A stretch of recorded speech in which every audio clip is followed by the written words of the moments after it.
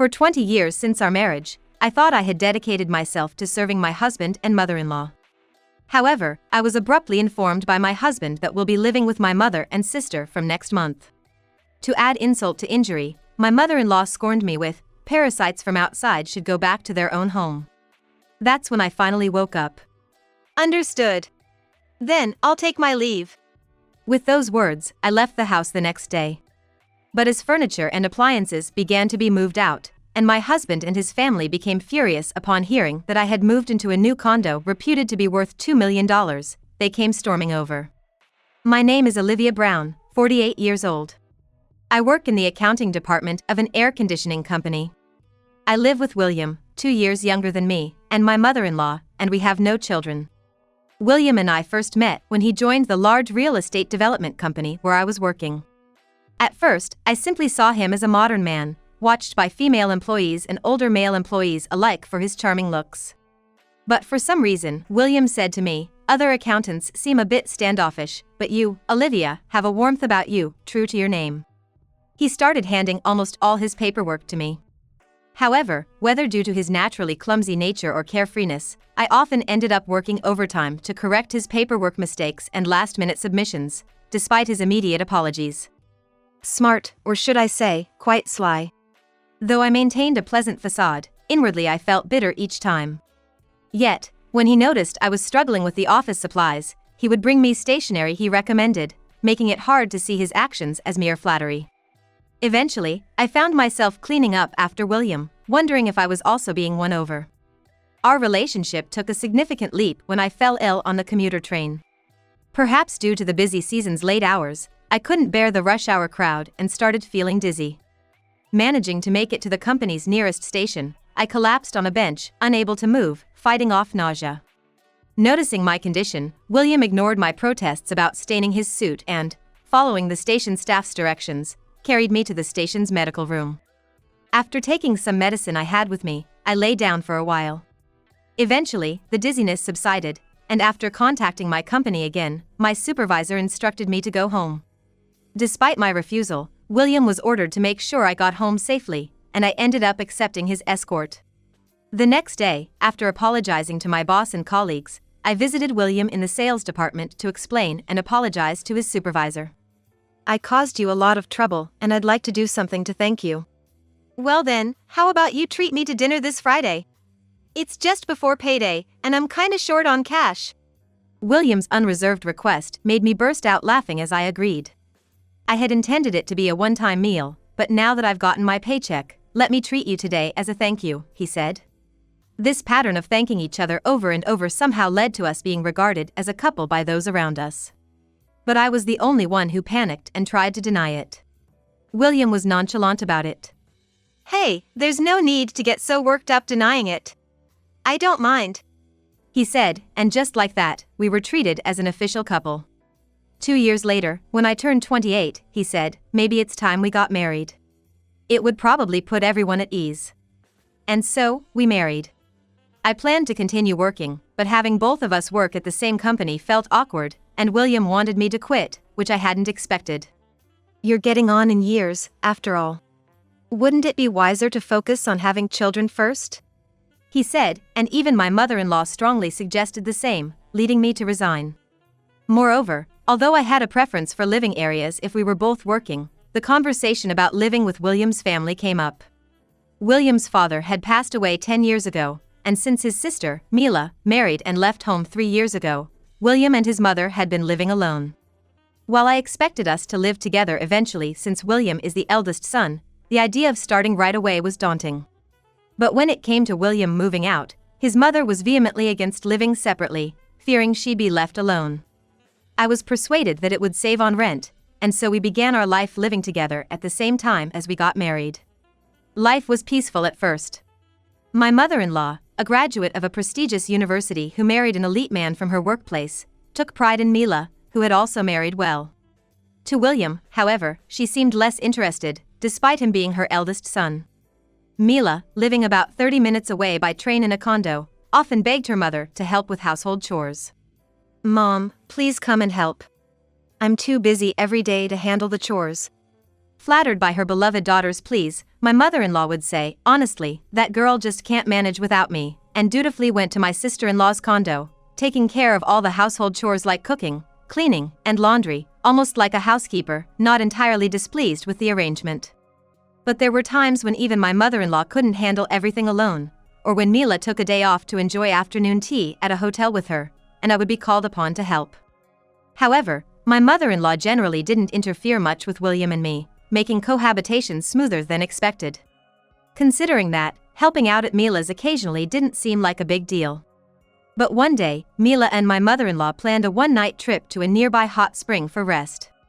They asked me to tidy up Mila's house during their absence. They said it would be bad to inconvenience the husband while they're away, so could you clean and do the laundry, and prepare some meals in advance? After being given a list of detailed instructions, I saw my sister-in-law and mother-in-law off, then used the key they gave me to enter my sister-in-law's condo and started tackling the household chores as I was told. I efficiently completed the cleaning, laundry, and ironing.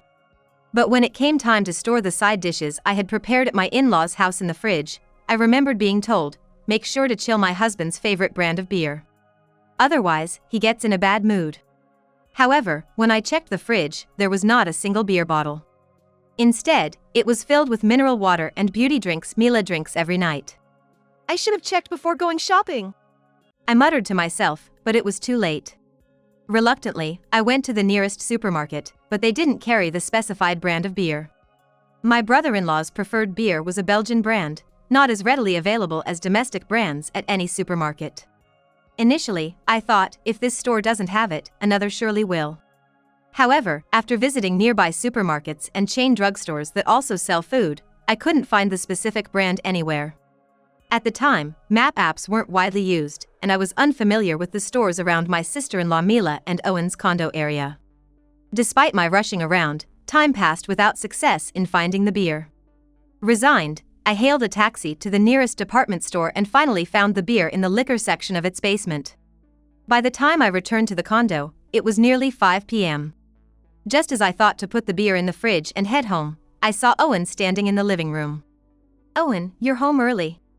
As I said this, I began to tidy up the apron and the bag of food storage containers left on the living room sofa, but then Owen confronted me, asking, "What's all this about?" My wife told me we had hired someone to take care of the house. Owen explained that he had initially wanted to bring his mother from their hometown to live together, considering their full-time work schedules. "Like my wife's family, my father has passed away, and being an only child, my mother has no one else but me. I asked her to live with us in exchange for her help around the house." However, Mila had argued, "Then I want my mother to come and live with us too. It's unfair and dishonest to favor only your mother." Following discussions, they agreed to hire someone for housework, sharing the cost, instead of relying on their parents. But in reality, they had secretly been calling on his mother and me to do the work. In reality, behind the scenes, my mother-in-law and I were secretly called upon to take care of the household chores. Upon discovering the truth, Owen immediately contacted Mila's cell phone. Fearing trouble, Mila and her mother rushed back from their hot spring trip only to end up in a huge argument with Owen, who demanded an explanation. It turned out that Mila had been using the money meant for household help on her own beauty treatments and leisure time with her mother. Eventually, my mother-in-law apologized, promising to be more careful in the future to settle the matter. However, it later came to light that Mila and her mother had been lavishing an attractive stylist from their favorite hair salon with expensive gifts and going out for drinks after. Given the previous incident, an enraged Owen refused any mediation attempts by his mother, leading to an inevitable divorce. Since Mila and Owen had only been married for about 5 years and their condominium was rented, there were no disputes over property division, and the divorce was finalized without alimony. The divorce and the workplace gossip became too much for Mila, who had been scouted by another company, leading her to change jobs concurrently with her divorce. But even in her new role, she struggled to build her career, taking out her frustrations on me, blaming me for all her life's setbacks. It's all Olivia's fault. If only you had handled things better, none of this would have happened. You've been the stumbling block in my life. Misguidedly blaming me, they started to hold me responsible. Moreover, as I was grappling with fertility issues, my mother-in-law mockingly said, "I wanted to see my grandchild, but from such a wicked woman, I could never have loved it." Maybe it's for the best. Overwhelmed by the injustice, I couldn't help but cry. What shocked me more was William's reaction to my tears. If you're going to cry and regret your sins now, why couldn't you have just done what my sister and mother said? I'm the one who should be crying because of your mistakes. Hearing that, I felt so devastated I almost stumbled. Because William's words meant that, despite everything, he genuinely believed it was all my fault. Essentially, there was no one in this house on my side. Realizing this, I immediately thought of divorce, but having quit my job to become a full-time homemaker, mentioning divorce wasn't something I could easily do. While returning to my parents' home was an option, moving back unemployed and imposing on my brother's family, who lived nearby, seemed unbearable. Plus, finding a job in the countryside that could support me was likely an insurmountable challenge. So, I resolved to endure the bitterness and focus first on securing my financial foundation. I quietly found a part-time accounting job using connections from my previous employment, convincing my mother-in-law and William by tearfully arguing. I can't bear being a stay-at-home wife when we're struggling to have children. Let me at least work part-time to help with the finances. Granted permission, I started working the following month. Despite knowing any lapse in household duties would invite scorn and possibly demands to quit my job, I persevered, pushing through fatigue and illness, refusing to compromise at work, and seizing every opportunity to improve.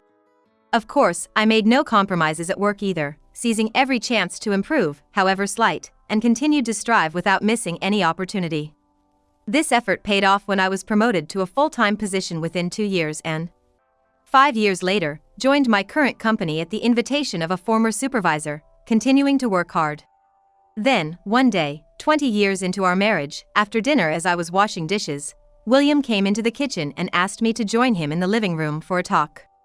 It was unusual for him to seek me out, as he typically enjoyed his time with his mother, ignoring whatever I did around the house. Entering the living room, before I could even sit down, William abruptly announced, "This is already decided. Next month, we're going to live with my mother and sister." To my astonishment, his mother added, "My daughter says she needs to recuperate at home due to overwork at her new job. It's best if she recovers here, and we don't need an outsider freeloading off us." She then approached me, saying disparagingly, "A parasite like you should go back to your own home," gesturing dismissively as if shooing me away.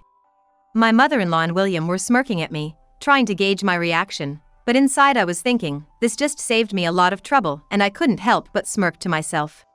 Then, turning to both of them, I smiled slowly and said, "I understand everything you've said. So, I'll be leaving tomorrow afternoon," and with that, I retreated to my room, leaving the two of them looking as dumbfounded as I had been earlier. The next morning, after seeing William off to work, I waited for the second-hand goods buyer I had contacted the night before. My mother-in-law, unaware of what was happening, was taken aback by the sight of the unfamiliar men, but we quickly got to work regardless. From the kitchen, we started with the refrigerator, oven range, dishwasher, rice cooker, my mother-in-law's favorite soda maker, the dining set, and of course, the IH cooking heater wasn't forgotten.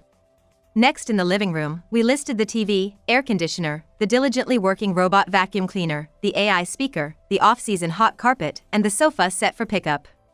Then, the fully automatic washing machine, William's room's PC desk and bookshelf, and also the air conditioners, beds, dressers in my mother-in-law and William's rooms were quickly appraised. As the buyer began making a call, my suddenly aware mother-in-law rushed over in a frenzy. "Hey, what do you think you're starting here? Invading people's bedrooms like this?" she scolded in a shrill voice. I calmly responded, "Well, as the so-called parasitic outsider, I thought I'd at least take care of my own possessions before making my exit." Just then, the buyer's reinforcements arrived. In no time, the listed furniture and appliances were being carried out of the house. Overwhelmed by the efficiency of their work, my mother-in-law could only pace around anxiously. After removing all the room's LED lights as a final touch, the workers quickly left. Left behind were only William's PC placed directly on the floor, the bedding for the beds, and a pile of my mother-in-law's cosmetics. My mother-in-law once again snapped, "Wait a minute. You think you can do this and just get away with it?" I simply replied, "The rest will be handled by my lawyer." And with that, I took the carry-on bag I had packed the night before and left my in-laws' house. A week later, William, my mother-in-law, and my sister-in-law Mila, having been contacted by the lawyer I hired, rushed to the lawyer's office on the same day. When I arrived late, I was immediately met with shouts of indignation, calling us here and then showing up late. What a disgraceful woman. But when the lawyer sharply stated, "We did not summon you here. You showed up unannounced immediately after we informed you that future negotiations would go through us," William instantly became subdued. Then, as if seeking revenge for her son, my mother-in-law stepped forward aggressively. "Now that we're face to face, let's talk. After you left like a thief in the night, you surely can't expect to come back unless you're willing to grovel and show remorse." She said all this in one breath, glaring at me. Mila and William were also nodding vigorously beside her. They must think I'll jump at that offer without a second thought. What wishful thinking. At my signal, the lawyer smoothly began. "Of course, Olivia has no intention of returning. The discussion moving forward will revolve around signing the divorce papers, property division, and alimony." The trio, surprised by these words, burst out, "Divorce? Property division and alimony? How dare you," creating an unbearable racket. When things became uncontrollable, the lawyer cleared his throat menacingly to quiet them down. But as I calmly stated, divorce is a settled matter.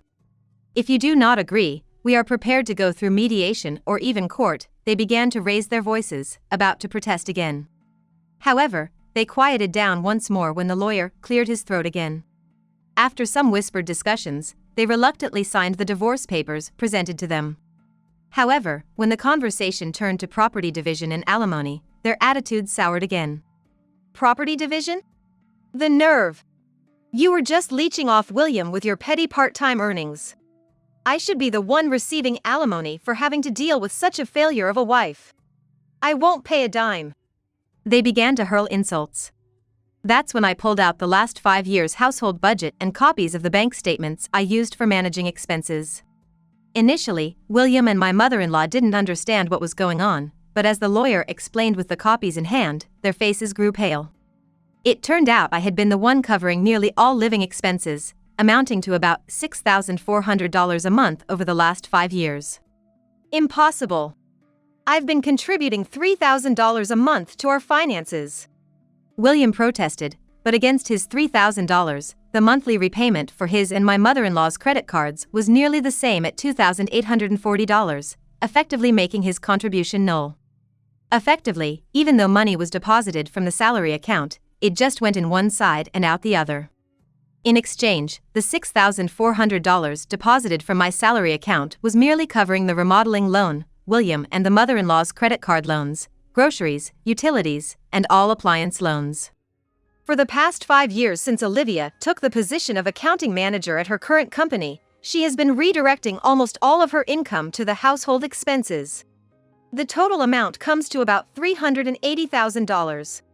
To call someone who has contributed so much a parasite, isn't that quite the treatment? The three of them were flipping through the copies with wide eyes, but what the lawyer stated was an undeniable fact. Realizing their disadvantage, the mother-in-law suddenly softened her tone. "Hey, Olivia, we were once wife and husband, mother-in-law and daughter-in-law, and sisters-in-law. Shouldn't we stop fighting and peacefully go our separate ways?" Her voice was smooth as silk. Sensing victory, I replied, "Indeed. Besides, I impulsively sold all our furniture and appliances the other day. Let's both act like adults and part ways amicably." Saying that, I asked the lawyer to draft the divorce agreement. We explicitly stated in the agreement that both parties would waive rights to property division and alimony. Additionally, to ensure everything was ironclad, we went to a notary office to have the agreement officially notarized, then parted ways with a handshake, ending our 20-year marriage. However, that wasn't the end of the story. 2 months later, my phone was bombarded with messages from the mother-in-law and William on the only social media account I hadn't blocked them on.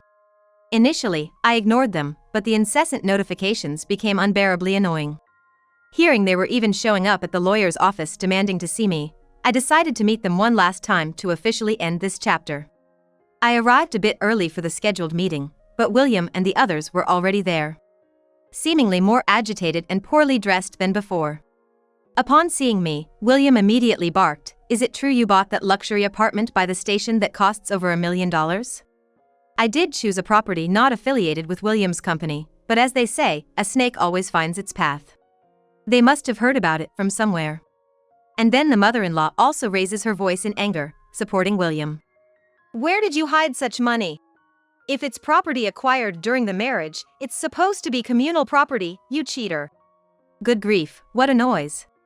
I reminded the two, who were agitated, of the existence of the notarized documents stating that we had mutually agreed to renounce our property division. It seems they had completely forgotten anything inconvenient to them. William and my mother-in-law turned pale momentarily but quickly recovered and started barking again. That's the same as being deceived.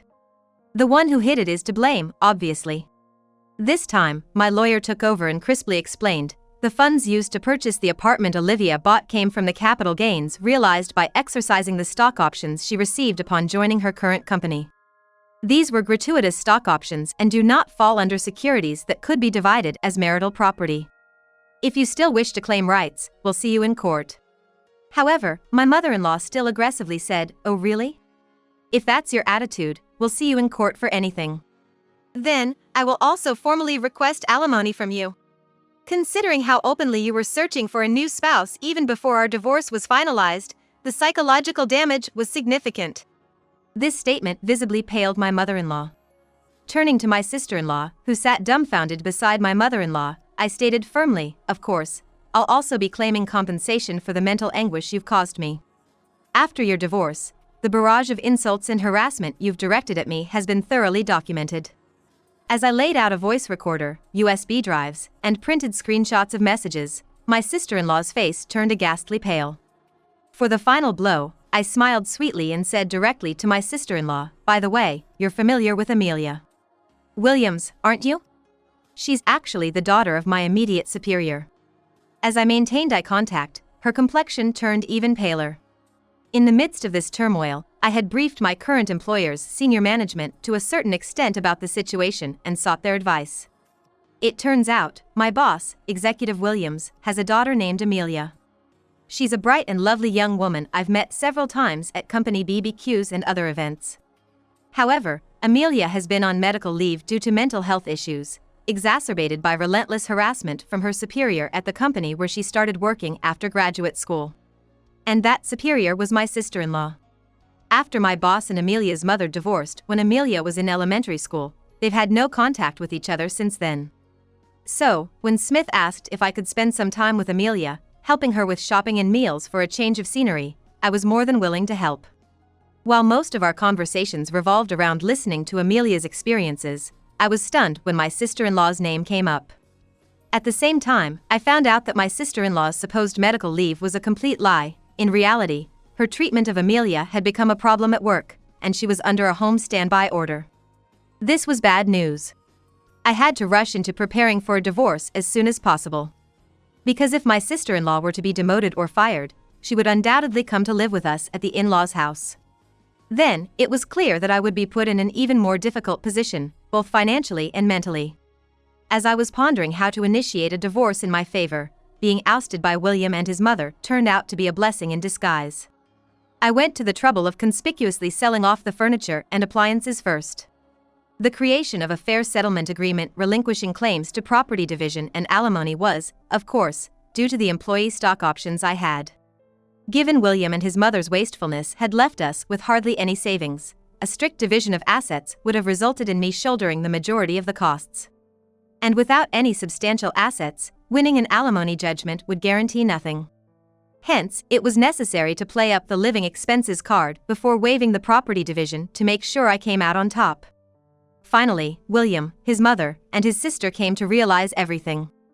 The foolish trio, who thought they could continue their lives as usual without me, the parasite, and not need anything else, trudged away with their shoulders slumped. The downfall of the three of them afterward was severe. Following my eviction, the mother wasted no time in spreading word among friends, relatives, and even mere acquaintances that despite not showing us our grandchild's face, she insists on working part-time. I'm determined to cut ties with such a daughter-in-law and my son. She didn't stop there but also hinted, "So, if you happen to know any suitable young ladies, I'd very much like to arrange a meeting for my son." Of course, among those approached, people with good sense reportedly sneered behind the mother-in-law's back, saying, "Even so, looking for the next partner before even divorcing the current wife? Isn't that absurdly out of touch? Moreover, to impose such conditions, how highly does she think of her son?" The conditions that the mother-in-law set for William's ideal wife were outrageous. Firstly, she must be in her early 20s. Anyone older would have too much of society's stench on them, starting all that nonsense about equality in marriage, right? She supposedly blurted out. This alone was shocking enough, but the mother-in-law's rampage didn't stop there. Of course, she'll have to sever ties with her own family, but before that, we'll need a pre-transfer of inheritance, so some wealth and financial power are necessary. And, can she be checked by a doctor beforehand to ensure she can bear children? She went on, causing listeners to recoil in horror. And without noticing the cold stares around her, she concluded with, and naturally, being tall, stylish, and beautiful is a given, so please take care of that. Not surprisingly, no suitors came calling to the mother-in-law's door, and out of desperation, she bombarded people with calls and messages asking for matrimonial prospects. But she was either politely refused with "unfortunately, we don't know anyone who meets those criteria," or simply ignored. Eventually, as the saga of the divorce spread from relatives to friends and neighbors, they became the subject of whispers, labeled as the shameful mother and son. Having behaved arrogantly until then, the harsh judgment they now faced was too much to bear, leading to them shutting themselves in at home, avoiding the outside world. From inside their house, the mother-in-law's screams, shouts, and the sound of breaking dishes started to be heard frequently, becoming the subject of gossip. Previously, whenever frustrated, the mother-in-law would take it out on Olivia or dissipate it through wasteful spending. Now, without Olivia as a scapegoat and unable to indulge in shopping or short trips for stress relief, she might be lashing out at home. Meanwhile, William had been dumping all household financial responsibilities on me since we got married. He seemed to have no clue about managing finances. Even after the lawyer explained it clearly, he arrogantly assumed, if she could come up with the living expenses, then I can easily do it too if I set my mind to it. However, my mother-in-law and sister-in-law, who were supposed to take over the household chores for me, just abandoned everything, finding it too bothersome. Meals were all either delivery or ready-made from the department store's basement, and they only relied on housekeeping services for cleaning and laundry. Everything else was just as you'd expect, leading to a financial breakdown in just 2 months. The credit card I had given my mother-in-law for living expenses was quickly confiscated, and meals were reduced to toast and coffee for breakfast, instant noodles for lunch, and discounted items for dinner. Laundry was done all at once only when they ran out of clothes to wear, and cleaning was done only where it was visible. It's likely that the consequences of a nutritionally unbalanced and unsanitary lifestyle caught up with him. William, who was once praised for looking younger than his age, gained an unhealthy amount of weight, his skin broke out, and his hair became greasy, losing his once handsome aura. Apparently, he became unsuitable for his client-facing sales role due to his uncleanliness, leading to a barrage of complaints from clients. As a result, he was moved to a back-office job, his salary was cut, and he started sending emails and calls to the lawyer saying, "I've seen the light. I was deceived by my mother and sister. I want to cut ties with those toxic relatives and start over." But as per our previous agreement, the lawyer firmly refused any communication, warning that any attempt to approach my workplace or new home would be reported to the police, effectively ending any further contact. Amelia, the other key player in this saga, was furious upon hearing everything from me, exclaiming, "What is that all about? I thought Mila might have learned something from our situation." Blaming her divorce on Olivia and continuing such harassment, she really is that kind of person at heart. After contacting her company, where she had been on leave, to express her intention to resign, she was called in and asked about the reasons for her decision. There, Amelia declined by saying, "This is a personal matter and doesn't directly relate to company operations." However, she then went on to spill everything about this incident to human resources and administration. After ensuring that those present were taken aback by her story, Amelia stated, "Even regarding my own situation, there must have been areas where I was not perfect.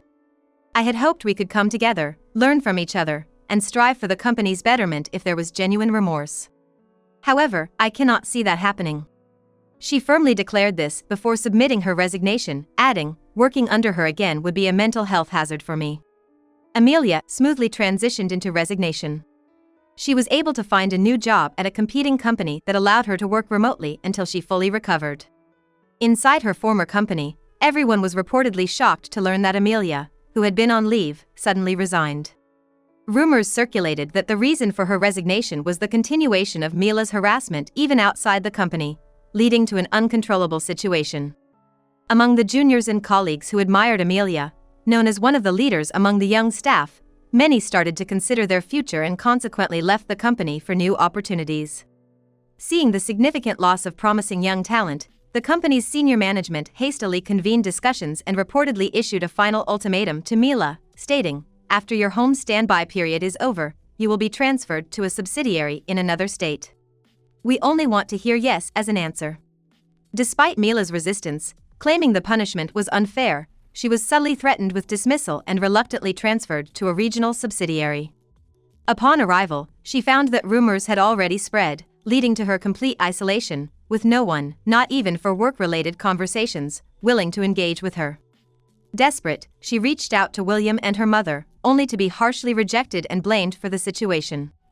"We don't need an unemployed person coming back here. Who do you think caused all this?" "Exactly. You were the real plague, the true parasite," she was told.